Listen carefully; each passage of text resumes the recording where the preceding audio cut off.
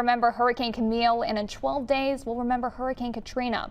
As we're heading into the thick of hurricane season on the coast, I spoke with hurricane hunter Lieutenant Colonel Sean Cross about his experience flying into that devastating storm almost 20 years ago.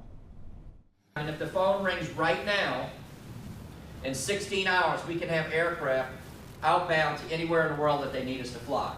Lieutenant Colonel Sean Cross is an evaluator pilot for the 53rd Weather Reconnaissance Squadron at Keesler Air Force Base. As a hurricane hunter, Lieutenant Colonel Cross flies straight into some of the biggest storms before they make landfall. One of those missions, Hurricane Katrina, which he says he watched blow up into a Category 3 hurricane as it hit the coast. We were sitting there loitering, waiting right off the tip of Florida as she came off and rapidly exploded into a powerful Category 1 hurricane.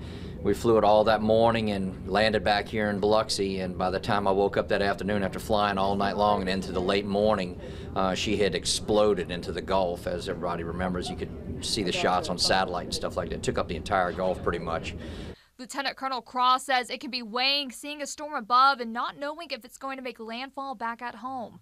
Luckily, he can bring some assurance after the hurricane hunters recently took a trip into Hurricane Erin. This week, Erin is going to be out to sea in the Atlantic, so she's not going to be a factor for the Gulf, which is really good news. And it looks like the model and forecasting is really, really strong for Erin, and she's going to skirt between the east coast of the United States and Bermuda. While that's good news for the Gulf Coast, Lieutenant Colonel Cross says it's important to always have a safety plan in the event that hurricane season does pick up.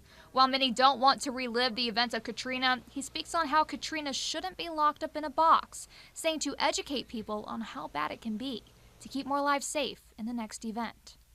The reason why so many people passed in Katrina is because of Camille, because they thought Camille was, there would never be a storm bigger than that. So if Camille was here and Katrina was here, where's the next one going to be? We really can't tell you that. Lieutenant Colonel Cross says it could be another 20 years or so when we see a hurricane with as much destruction or more as Hurricane Katrina.